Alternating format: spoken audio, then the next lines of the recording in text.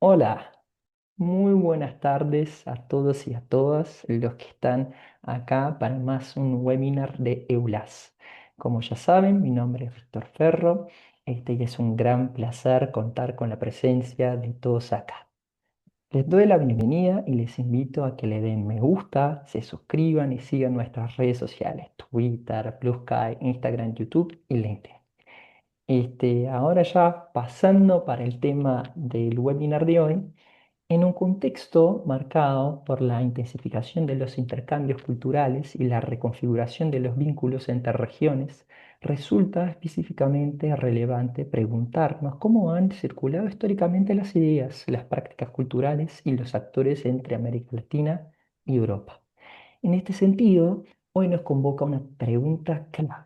¿Cómo se configuraron las redes intelectuales y artísticas entre ambas regiones durante la Guerra Fría? ¿Y qué nos revelan sobre las dinámicas transnacionales de producción y circulación cultural? Para abordar estas cuestiones, contamos con la participación de Verónica Abrego, quien presentará el volumen Redes transatlánticas, intelectuales y artísticas entre América Latina y Europa, que es una de las editoras del libro. El libro analiza los vínculos culturales e intelectuales en un contexto marcado por tensiones ideológicas y profundas transformaciones globales. La discusión nos permitirá reflexionar sobre cómo estas redes facilitan la circulación de ideas, la creación de espacios de intercambio y la redefinición de identidades culturales más allá de las fronteras nacionales, aportando claves para pensar también los desafíos actuales. Nos acompaña también Emilio Gallardo Saborío, quien nos ofrecerá sus comentarios y enriquecerá el debate con una mirada crítica sobre la obra. Una breve presentación de de los autores, bueno, de la editora del libro y del comentarista, y ahí ya pasamos para la presentación. Entonces, Verónica Abrego es doctora por la Johannes Gutenberg Universität Mainz, donde ejerce actualmente, tras un proyecto de investigación en la Martin Luther Universität Halle-Wittenberg, eh, y sus áreas de trabajo son los estudios culturales y literarios de género y de traducción, con especial foco en la interseccionalidad, la migración y la memoria. Y el comentarista de hoy, Emilio Gallardo Saborío, es científico titular en la Escuela de Estudios Hispanoamericanos del Instituto de Historia del CSIC en Sevilla, acá en España. Entre sus líneas de especialización sobresale el estudio de la literatura y la sociología de la literatura de la América Latina contemporánea. Este interés conecta con las líneas de investigación sobre las relaciones literarias transatlánticas durante la Guerra Fría. Sin más, te paso la palabra, Verónica, para que presentes el libro. Muchas gracias, Víctor. Encantada de estar con ustedes. Y antes de pasar a presentarles el libro, me gustaría agradecer en primer lugar a las autoras y autores del volumen por sus valiosas contribuciones y a mi coeditor Thomas Bremer. Mi agradecimiento se extiende también a las universidades de Halle-Wittenberg y Maguncia por su apoyo institucional y financiero, así como al Instituto Iberoamericano de Berlín, que hizo posible la publicación del libro en su biblioteca iberoamericana, y a la editorial iberoamericana, especialmente por su lectorado. Quisiera dar las gracias también a EULAS por la invitación de hoy, que representa una excelente oportunidad para conocernos y fomentar la colaboración. Te agradezco a ti, Víctor, y especialmente a mi interlocutor de hoy, a mi estimado Emilio Gallardo Saborido, por su disponibilidad para intervenir como comentarista. Em, Antes de pasar a presentarlo, quisiera destacar que este proyecto colectivo constituye en sí mismo una red transatlántica con un aspecto especial, que es que tuvo lugar durante la pandemia del coronavirus bajo circunstancias extremas a ambos lados del Atlántico. Tuvo que superar, además de la distancia geográfica, múltiples dificultades, incluso las derivadas del cierre de bibliotecas y archivos. Así, el volumen que paso a presentar reúne artículos de primera línea y representa al mismo tiempo un ejemplo de perseverancia y de resiliencia académica en contextos no siempre favorables.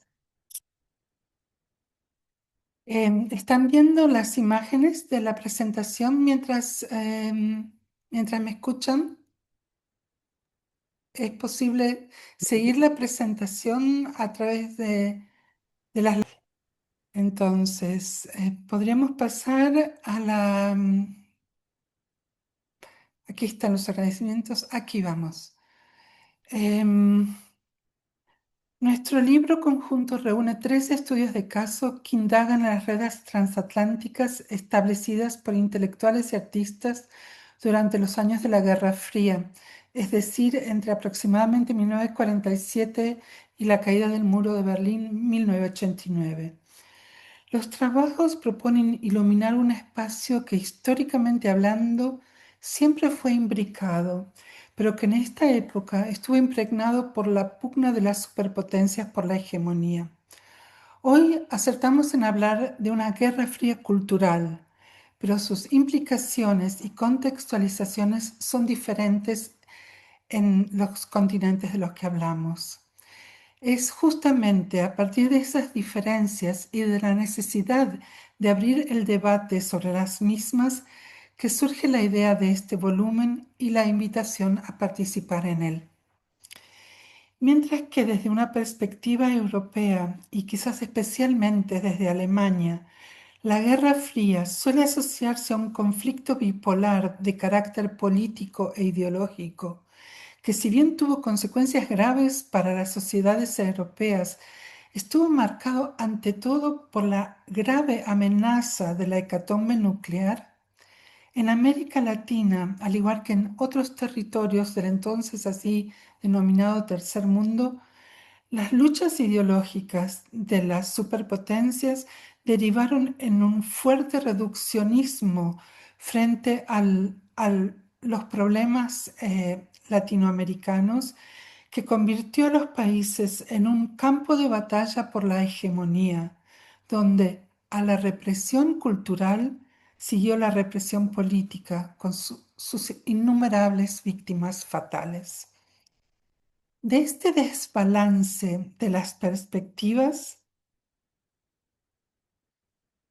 surge un desequilibrio en la elaboración académica posterior, que ha dado lugar a una verdadera laguna en la investigación desde una perspectiva más descentrada e imbricada. Por eso la pregunta central que formula este volumen es: ¿qué ocurre entre y más allá del conflicto entre las superpotencias? El libro traza un mapa donde la Guerra Fría no aparece como un duelo entre dos bloques, sino que desplaza el foco hacia espacios culturales intermedios y a redes transnacionales que conectan América Latina y Europa a múltiples niveles, cuyos actrices y actores actúan como agentes con una relativa autonomía, pero que muestran que la Guerra Fría se vive y se articula a través de esas conexiones. Con nuestro enfoque descentrado, transcontinental e interdisciplinario, el volumen analiza redes de intelectuales, revistas culturales, movimientos políticos, experiencias de exilio y circuitos de intercambio artístico. Reúne para ello perspectivas provenientes de los estudios literarios y los estudios de género, más específicamente los estudios queer, así como el de la musicología, la historia global y la historia del arte.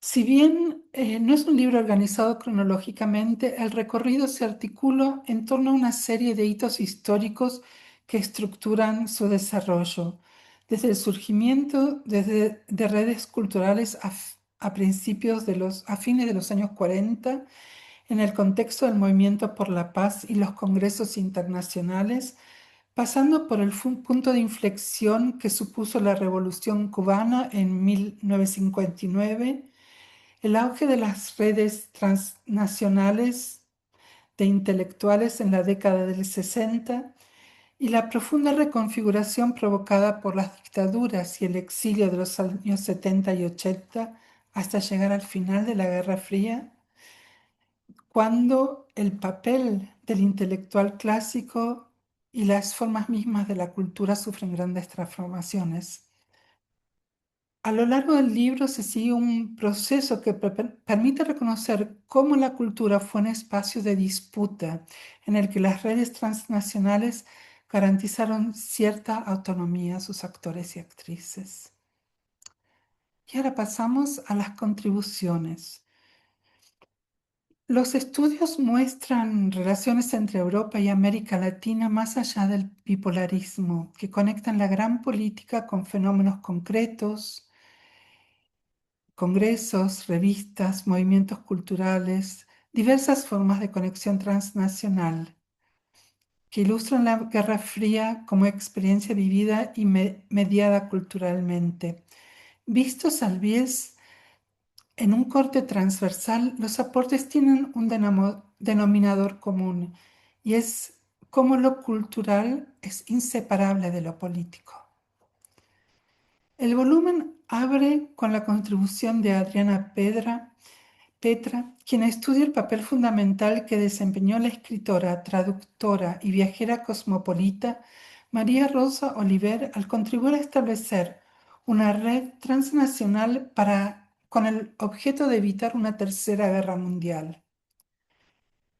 El movimiento mundial por la paz en Latinoamérica fue, sin embargo, por lo general asociado a figuras literariamente consagradas y popularmente más conocidas, como el chileno Pablo Neruda, el brasileño Jorge Amado o el cubano Nicolás Guillén.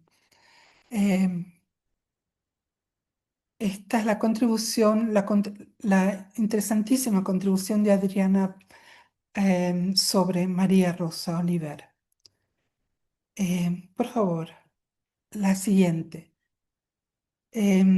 La segunda contribución es del investigador, historiador peruano Raúl Asensio, em, y quien trabaja, quien tiene una investigación más amplia, y aquí nos relata la intervención de España en Perú con motivo del terremoto em, que produjo la destrucción de la Catedral de Cusco en 1950. Y especialmente interesante de leer en esta contribución es el esfuerzo que hace España, no solo por apoyar y por contribuir mm, sí, a la reconstrucción de la catedral, sino también como estrategia para superar su aislamiento político diplomático. Próximo aporte. Mm, María Clara Bernal, de la Universidad de los Andes en Colombia, subraya en su artículo Solidaridad, América Latina y Europa, el caso de la revista Espiral, eh, que la solidaridad se constituye como valor crucial en esta época, que pone de manifiesto los lazos de complicidad, las afinidades ideológicas, las asociaciones eventuales y las formaciones proyectadas que distinguen este periodo que nos interesa.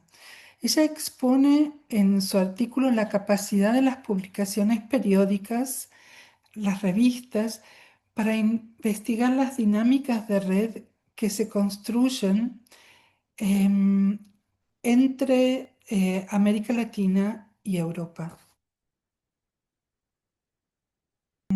Aporte es el aporte de Emilio Gallardo Saborido y Jesús Gómez de Tejada, quienes abordan los acuerdos culturales y la burocracia en los vínculos entre Cuba y Bulgaria.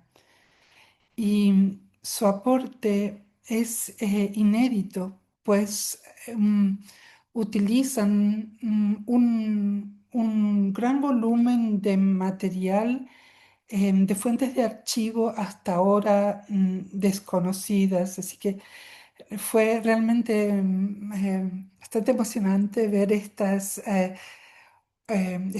salir con su trabajo, un material que sale por primera vez a la luz y es ahora posible de puede ser utilizado por la investigación y la ciencia. Muchas gracias, Emilio y Jesús. Mm, el próximo aporte es el de Javier Fernández Galeano, quien aplica la metodología de la historia oral en su artículo Una ciudad inventada, los exiliados homosexuales argentinos en la España de la transición democrática. En este texto, en gran medida, una recopilación de entrevistas y textos autobiográficos, Fernández Galeano hila relatos subjetivos junto a una reinterpretación posterior de hechos y significados que permiten profundizar el exilio latinoamericano y constituyen un valioso aporte para el orgullo queer desde la historiografía. Próxima contribución. La próxima contribución proviene de Brasil y está escrita en un español prístino. Nuestra colega Elisa Morín Vieira em, se dedica en su texto a los dos exilios del crítico de arte y académico brasileño Mario Pedrosa. El primero, quien fue prácticamente exiliado dos veces. La primera, a fines de los años 40, hasta el finalizar la guerra, a Francia y los Estados Unidos. El segundo, de 1970 a 1977, a Chile y a Francia. Elisa rescata con la figura de Mario Pedrosa un intelectual valioso, un miembro de redes transnacionales que intercedió de manera decisiva en defender la supervivencia de la Amazonia y en promover el respeto por los pueblos indígenas. Este crítico de arte em, re- sumó un valiosísimo legado que hoy puede visitarse en el Museo de la Solidaridad y su figura y su trascendencia está empezando a investigarse en sus múltiples dimensiones. El próximo aporte es de un colega catalán. Pablo Santaolalla analiza en su artículo el arte postal como una herramienta de resistencia y de intercambio entre artistas, pero también como un nodo que manifiesta las complejas relaciones con otros movimientos estéticos de la década, como el conceptualismo y el video, y la poesía experimental. En cuanto a la función del mail ad como portador de la denuncia política, podemos ver en la tapa del volumen el sello de la campaña de arte postal de Edgardo Antonio Vigo por su hijo Palomo. Este es este misterioso 30 del 7 del 76 que vemos en la tapa Set Free Palomo, la campaña de arte postal de Edgardo Antonio Vigo por su hijo, em, que hoy sigue desaparecido. Próxima propuesta. La próxima propuesta es una entrevista con uno de los protagonistas de Mail Ad, que es el artista uruguayo Clemente Padín. Clemente Padín es un artista eh, con una obra altamente diversa y posiciones em, altamente provocativas, artísticas. En esta entrevista él comparte impresiones y posiciones que fue, sí, elaborando a partir de las redes transcontinentales en las que él mismo estuvo imbricado. Es una conversación imperdible. Seguimos a la siguiente contribución de Pilar García. Pilar abre el ciclo que tematiza el exilio del Cono Sur. Ella estudia cómo el exilio influyó en el arte y la crítica literaria latinoamericana, propiciando la mediación cultural y la difusión de ideas de resistencia a pesar del contexto de represión.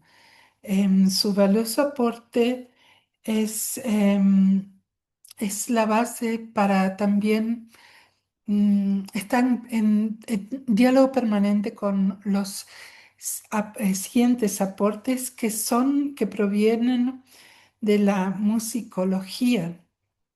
Próxima lámina, por favor.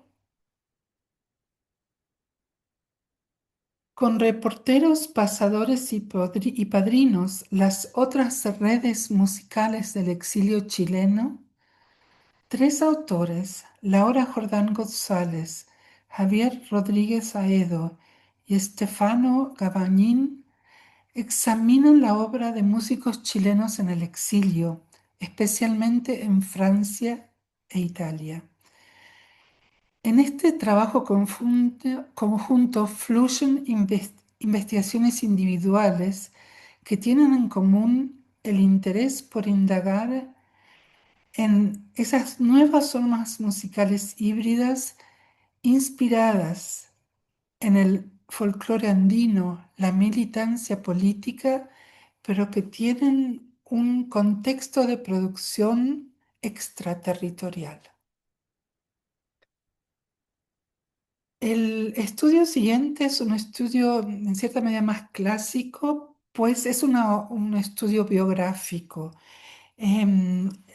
Ricardo Álvarez Bulacio expone una trayectoria musical marcada por el exilio y la migración, la del saxofonista de jazz Raúl Gutiérrez, quien se exilió en Europa para escapar al servicio militar y se convertiría más tarde en un músico de perfil internacional.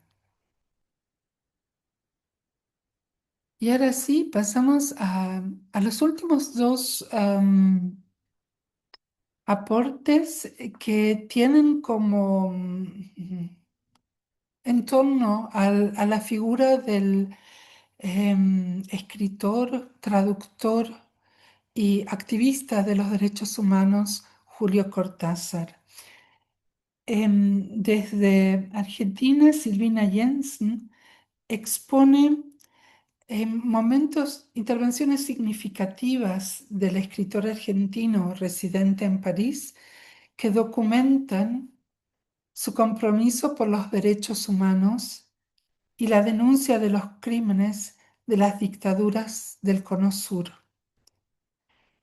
En este compromiso humanista, em, el autor transforma sus redes transatlánticas literarias en nuevas redes transatlánticas que van más allá de la literatura. Y por último, la última contribución del volumen es la mía, donde prácticamente justamente yo hablo de las redes que preceden y van a potenciar el compromiso humanitario de Julio Cortázar, justamente aquellas redes que provienen de su actividad como intelectual entre dos continentes, como mediador cultural. em, de eso, en este tema indago en mi artículo sobre Julio Cortázar como un escritor paradigmático de una trayectoria transcultural, una vida entre las culturas y justamente un excelente escritor de correspondencia, escritor de cartas también, una trama paralela a la trama literaria que nos permite, sí, ver desde adentro el pensamiento intelectual de aquella época. A modo de cierre, y esta es mi última lámina, em,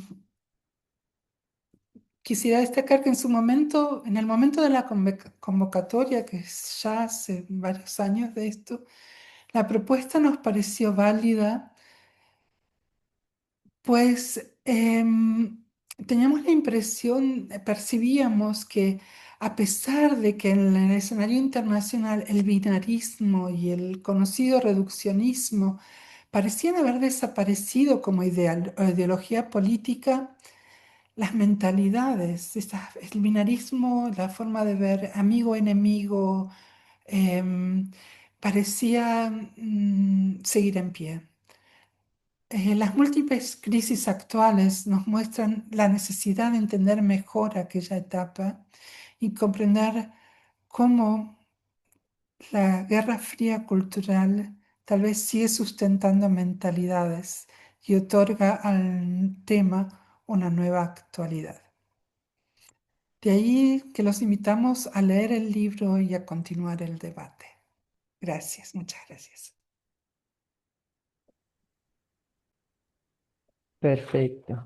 Muchísimas gracias, Verónica, por la presentación. Y ahora entonces le cederé la palabra a Emilio Gallardo Saborío, quien gentilmente aceptó nuestra invitación para ser el comentarista de la presentación del webinar de hoy. Emilio, tenés el espacio. Sí, buenas tardes. Bueno, por supuesto, quería comenzar agradeciendo a la excelente organización en general y a ti, Víctor, en particular, que nos hayáis dado esta oportunidad de contribuir a este evento. Y, como no, a mi colega Verónica, mi querida colega Verónica Abrego, por darme la ocasión de disfrutar de unos minutos charlando con ella, aunque sea a través del ciberespacio. Al tiempo que arranco con estos agradecimientos, también me gustaría explicitar mis disculpas al resto de colegas que integran el volumen, al no poder detenerme en este comentario con la amorosidad que merecerían sus enriquecedores trabajos en cada uno de ellos. Si bien al menos lo voy a mencionar durante mi intervención. Si me lo permiten, comenzaré este comentario citando un breve extracto de la introducción que firman Abrego y Brema. Dice así el extracto. Hoy, a ningún servicio secreto del mundo se le ocurriría lanzar una revista cultural latinoamericana impresa. Si se dan cuenta, esto nos sitúa ya en unas coordenadas y en un mundo concreto, periclitado en cierto modo, pero que también se proyecta en ocasiones y frecuentemente sobre la actualidad. En esta línea, la introducción constituye una excelente y apretada revisión de la Guerra Fría en América Latina y especialmente realiza un llamado de atención ante la necesidad de atender a esa región como, y cito, un espacio cultural transnacional durante la Guerra Fría. Sus autores ponen el acento en la multiplicidad de actores de distinta naturaleza involucrados en el conflicto, a lo cual enseguida me referiré. Por todo ello, este volumen, como acabamos de ver, se inserta en la afortunadamente cada vez más nutrida bibliografía que vuelve la mirada hacia el impacto que la Guerra Fría tuvo en otras zonas del orbe más allá del clásico enfrentamiento entre las dos superpotencias. Y paralelamente se preocupa por la cultura como un campo de confrontación, pero también como una oportunidad para estrechar lazos internacionales. Como verán, la obra se estructura en torno a lo que se denominan dos puntos de vista centrales. Me detendré un momento en cada uno de ellos.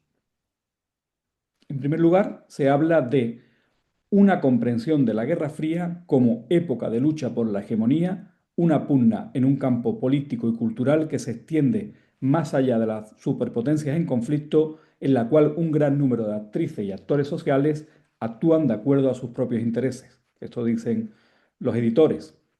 Y en relación a este primer núcleo temático, me gustaría que conversáramos sobre la oportunidad que nos ofrecen los nuevos estudios sobre la Guerra Fría para valorar esta etapa histórica y sobre todo el campo cultural, tanto desde el conflicto como desde las nuevas afinidades geopolíticas que entrañó. Dado que creo que no hemos de perder de vista que al calor de las tensiones ideológicas, militares, económicas, de distinta índole, en fin, también florecieron amistades o cuando menos intereses comunes insospechados.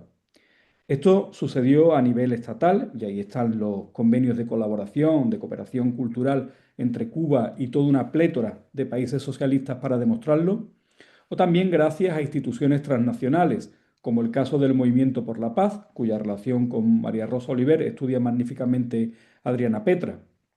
Por último, y yéndonos al otro extremo, cabe hablar de la importancia de las relaciones individuales, de figuras claves en el mundo cultural del momento que actuaron como rostros visibles de todo este trasiego cultural. Pienso, para el caso hispanoamericano, por supuesto, en Pablo Neruda, Jorge Amado, Nicolás Guillén, entre otros, y por supuesto otras, como la propia Oliver. En ese sentido, en el libro se menciona el trabajo de Saurek sobre el castillo de Dobrich, en Chequia, como nodo espacial para el encuentro entre intelectuales latinoamericanos con otros europeos. Y al hilo de esto deslizo un anhelo personal de que se continúe trabajando en esta línea, poco aprovechada si no me equivoco, y que gira en torno a los espacios de sociabilidad compartidos por actores culturales transatlánticos. En fin, sobre estas cuestiones me gustaría preguntarte, querida Verónica, ¿cómo crees que es posible abarcar esta complejidad de actores, espacios, momentos históricos y, no menos importante, lenguas desde la academia actual? ¿No crees que estamos abocados a una necesaria colaboración entre equipos de trabajo internacionales? Dejo aquí esta pregunta. Iré haciendo durante mi intervención una serie de preguntas y después, bueno, entiendo que Verónica tendrá la oportunidad de referirse a ella si le parece bien. Sí, con todo gusto. ¿Sí? El segundo núcleo temático en torno al que se estructura el libro vendría dado por, y cito, investigaciones ejemplares de las consecuencias de los conflictos estadounidenses y soviéticos, en distintas parcelas creativas, en una pluralidad de territorios y de momentos. En mi calidad de filólogo me resultan, por ejemplo, más cercanas las contribuciones sobre Cortázar, que a modo de díptico, como queda dicho, cierran el volumen y que firmáis Silvina Jensen y tú misma.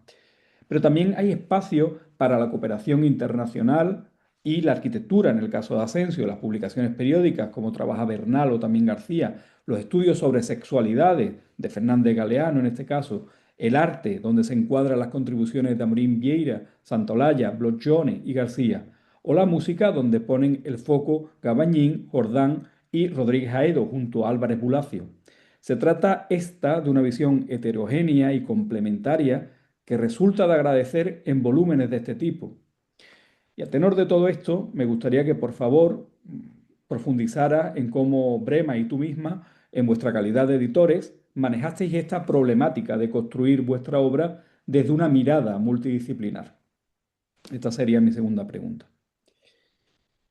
Y continuando con mi comentario, enlazo con la conclusión del capítulo de Santolaya, que como sabéis, como saben, trata sobre el Mel Arts.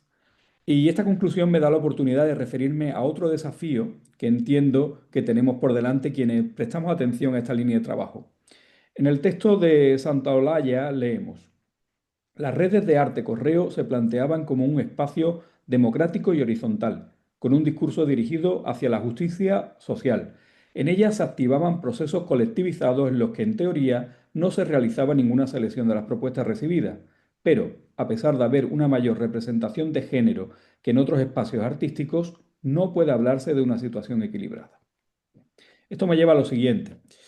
Si bien se están realizando aportes a esta mirada de género dentro de los nuevos estudios sobre la Guerra Fría, pienso, y tan solo por poner un ejemplo, en el volumen Queridas Camaradas, historias iberoamericanas de mujeres comunistas que editaron Valobre y Justa, ¿no crees, Verónica, que aún debemos profundizar más en el rol que las mujeres desempeñaron en todas estas redes transatlánticas?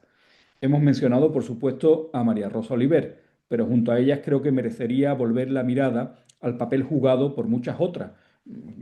Podemos poner encima del tapete a la cubana Graciela Pogolotti, la brasileña Celia Gatay o la mexicana Concha Michel. Y por último, ya no os canso más, y si me lo permitís, desearía realizarte una pregunta adicional que en cierto modo conecta de forma circular con la primera que hacía. Sabemos que el origen de este libro se halla en una sección del noveno Congreso del Consejo Europeo de Investigaciones Sociales de América Latina, CEISAL, que se celebró en Bucarest en 2019. Pero desearía conocer algo más sobre cómo ha evolucionado tu trabajo en particular a partir de esta iniciativa y de un modo más amplio. ¿Estás al tanto de otros proyectos, propuestas que desde la Academia Alemana en la cual te desempeñas estén dando continuidad a esta línea de investigación? Muchas gracias. Si Muchas necesitas gracias. que repita alguna pregunta, porque entiendo que es una batería, ¿no? de preguntas, pues aquí me tienes, estoy a tu disposición. Muchas gracias, Emilio, por las agudas apreciaciones y das en el clavo, ¿no? Es, la primera pregunta relativa al equipo de trabajo, a los equipos de trabajo internacionales. em, para nosotros, como justamente sí, nos recordabas hace un momento, era muy importante en el marco de Saisal hacer una convocatoria internacional. Y nos dimos cuenta que si vamos a hablar de interrelaciones, necesitamos tener las dos puntas del cabo, las dos puntas del cabo, ¿no? Em, Desde mi punto de vista, solo una perspectiva realmente transnacional o incluso transcontinental arroja luz sobre, se complementa y puede arrojar luz sobre, mm, sí, sobre experiencias relacionales, es decir, que, que necesitan más, necesitan perspectivas plurales, sí. En cuanto a, y ahí ya estamos en la segunda pregunta, la pregunta de la interdisciplinaridad. En realidad, nuestra primera, digamos, era de esperar que las propuestas que llegaran para nosotros que vinieran del campo de los estudios literarios. Y sin embargo, llegaron otras. Y eso fue sumamente interesante y nos dio mucho que pensar, y estamos muy agradecidos de que justamente em, estas otras perspectivas de la música y el arte, que desde mi punto de vista, para ellos es mucho más evidente el carácter transcontinental o transnacional de la música, como que la música y el arte viajan más rápido que la letra. O por lo menos era así hasta anteayer, ¿sí? Y nos parece, digamos, a posteriori nos parece indispensable que la visión sea heterogénea, complementaria, interdisciplinar. Pero para ser sincero, surgió más bien de la práctica que desde una a priori en la convocatoria. Surgió fue así porque estábamos abiertos a diferentes aportes, pero no porque los esperáramos. Em, Queridas camaradas, sí, el papel de las mujeres en las redes transatlánticas. es uno de los aspectos que más ¿no? que se anhelan, que se anhelaríamos en esta compilación, pero que no llegaron, ¿no? No llegó el material y estoy totalmente de acuerdo. Falta como falta el protagonismo femenino en la elaboración de la historia, ¿no? Es algo que es nuestra responsabilidad echar luz sobre estas personalidades que aportaron de igual a igual en estos procesos y sin embargo no recibieron el crédito, como lo vimos con María Rosa Oliver, que les cabe. Sí, sin duda, ahí hay una tarea por hacer. Y, y creo que la tarea tiene que ser compartida, no la puede hacer un país ni una, ni se agota fácilmente. Yo creo que lo que puede tener lugar es una reconsideración de muchos trabajos de investigación desde a la luz de las redes transatlánticas. Yo creo que hay muchos trabajos de investigación realizándose que pueden ganar esa perspectiva, mirándolos desde justamente a la luz de las interrelaciones y sin duda de la Guerra Fría, ¿no? Cultural. Y aquí estamos en el último punto, en la última pregunta que me planteabas. Sí, en Alemania sé que los historiadores, creo que el año pasado tuvieron un gran encuentro en Berlín en torno al tema de la Guerra Fría, al que invitó Stefan Reinke. Y seguramente no es la única convocatoria que hubo. Por mi parte, yo sí sigo trabajando sobre el tema. Me interesa París, el país, París como ciudad de traducción o en traducción como punto de partida para muchas redes internacionales. Me pregunto por qué París, ¿sí? Y, y estuve investigando el último año sobre justamente este motivo. Sí, el tema no se agota, el tema da para mucho y me encantaría entrar ahora en diálogo y en debate con el público, con quien quiera participar, sí. Muchas gracias por tus preguntas, Muchas gracias, muchas Emilio. gracias. Excelente. Muchísimas gracias, Verónica, por las respuestas y Emilio por los comentarios.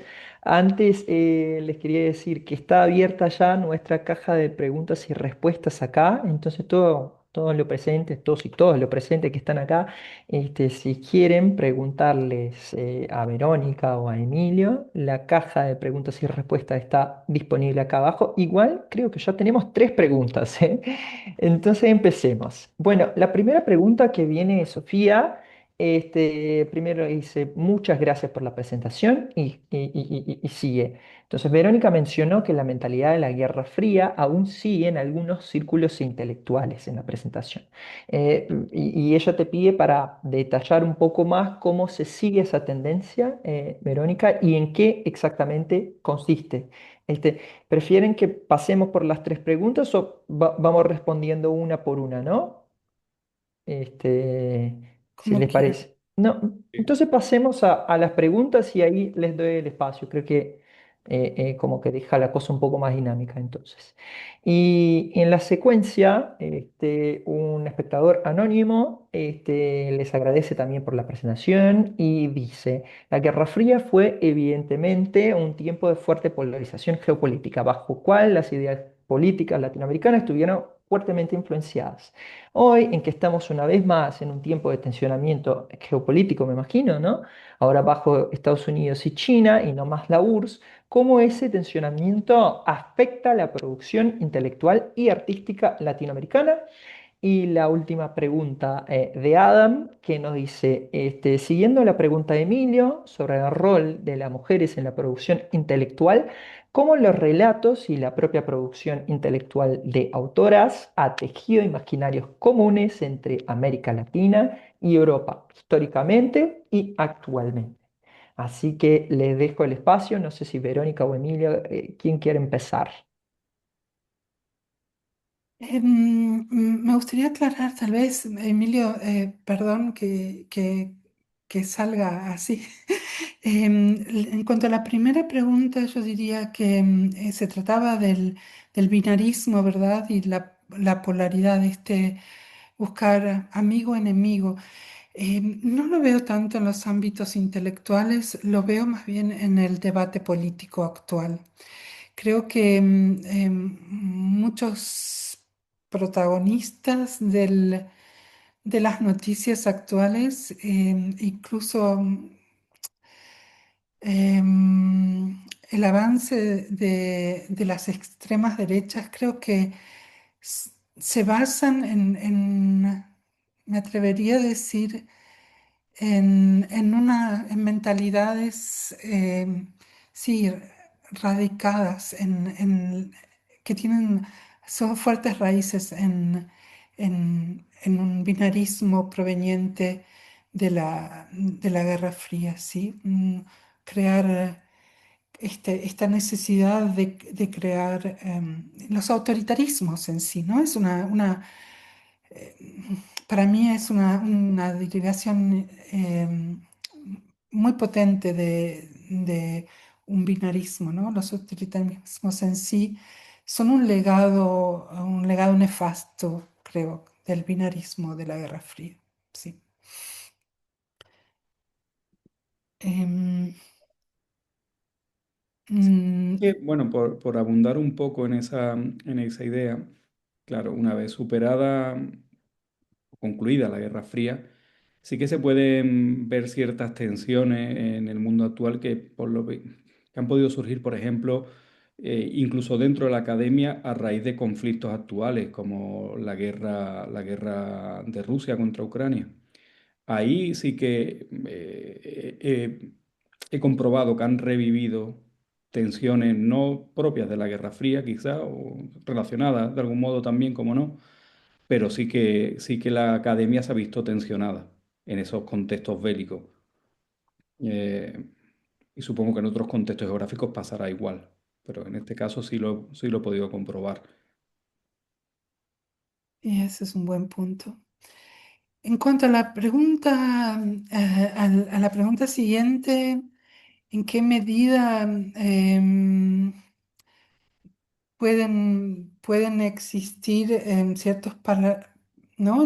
Paralelos o en qué medida la producción cultural refleja la tensión entre América Latina y China? Creo que este es un aspecto sumamente interesante que estuvo siendo estudiado. Creo que el Instituto Iberoamericano acaba de publicar o está por publicar una obra, una compilación al respecto, hubo una convocatoria. Em, es una, es una pregunta que no soy especialista suficiente para contestar. Sí, tengo investigado hace algunos años para Argentina en particular un poco el contacto, o cómo plasma el cine el contacto entre la migración china y digamos, las mayorías nacionales, pero en realidad no sé lo suficiente para contestar esta pregunta bien, Ahí pero es también, muy pero interesante. sé si tú estás al tanto de esto, pero creo que también hay una deriva interesante que nos lleva a ver cómo se está atendiendo la relación de América Latina con China durante la Guerra Fría. Pues nosotros hemos estado hablando aquí de las dos superpotencias, de la Unión Soviética, pero obviamente también hay esta deriva y la familiaridad, el acercamiento que hubo por parte de distintos intelectuales, escritores de América Latina a China. Y eso, afortunadamente, también se está comenzando, bueno, se está trabajando actualmente. Entonces ahí hay una línea de investigación muy interesante que están desarrollando distintos colegas. Se me viene ahora a la mente, por citar solo a uno, el trabajo de Jorge Locane, por ejemplo. Él ha contribuido a esa línea, pero hay obviamente más personas que están trabajando en ella.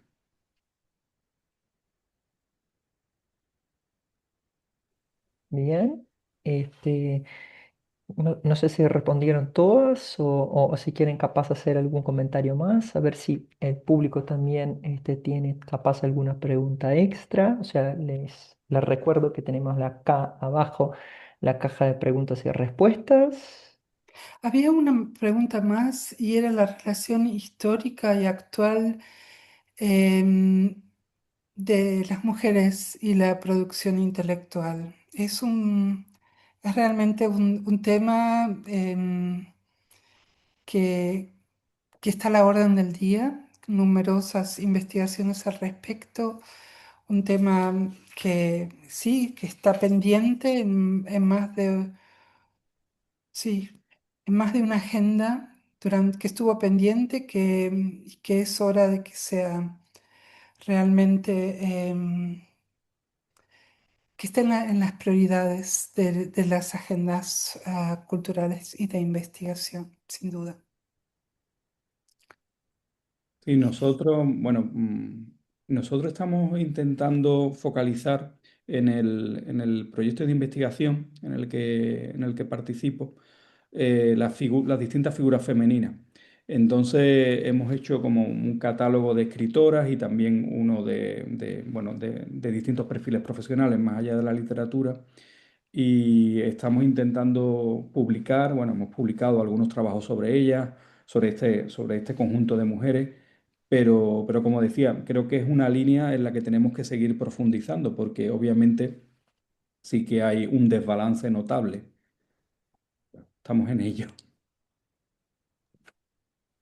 Verónica, capaz algún comentario a agregar sobre el tema, no sé. Mm, Hay tanto por decir que realmente no sé por dónde empezar. Es sin duda em, a mí me llama la atención, miren, yo vengo realmente de los estudios de género. Mi trabajo de doctorado tiene en el centro de la atención la represión a las mujeres en el marco de la dictadura militar argentina. Am, y sin embargo, cuando miro nuestro interesantísimo volumen, lamento muchísimo que el protagonismo femenino no esté 50% representado Bueno, como el protagonismo masculino, pero sí. tampoco digas eso, Verónica, porque, por ejemplo, se abre precisamente con un trabajo dedicado a María Rosa Oliver, ¿no? Claro que sí, claro que sí. No es que no esté en absoluto y está el afán y el interés de tantas y tantos colegas que intentan avanzar en este campo y a ellos estamos totalmente agradecidos y claro que sí, y más. Y esperamos, sí, que esto siga así y mejore. Perfecto. Yo estoy viendo acá si tenemos más preguntas en, en el chat, acá en la caja de preguntas y respuestas. Creo que no, ¿no? Sí, había sido en estas tres preguntas. No sé si a modo de cierre, capaz un comentario Verónica o Emilio, o si ya están bien, porque estamos llegando ahora ya a las 2, pero les dejo el espacio. Tal vez el comentario más válido sería invitarlos realmente a acceder a las páginas del libro que está disponible em, de acceso abierto y a compartir con nosotros esa otra mirada a una época y también a profundizar en esa diversa y rica cantidad de perspectivas. Gracias. Emilio, capaz. Sí, bueno, yo también quería sumarme a los agradecimientos, a la lectura, agradecer que esté en acceso abierto, que eso es algo fundamental. Y bueno, pedirles a los colegas que estén interesados en esta línea de trabajo que se sumen, que nos contacten, que como decíamos antes, esto es un anhelo compartido y es necesariamente un proyecto que se tiene que hacer de forma conjunta por académicos y académicas de distintos países. Así que estamos abiertos y estamos deseosos de colaborar con aquellas personas que estén trabajando en esta línea.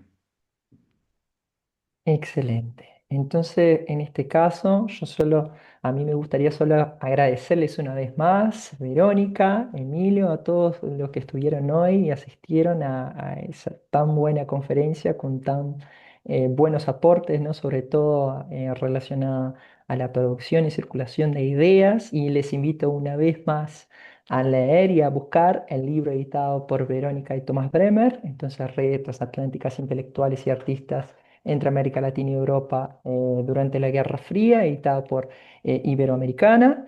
Y bueno, invitarles evidentemente a seguir y a descubrir un poco más de las próximas actividades que nosotros acá de ULAS también estamos organizando y como les decía, que sigan ahí nuestras redes sociales, LinkedIn, Instagram, Blue Sky, Twitter, EULAS Network y que visiten también ahí nuestra página web, eulas.network.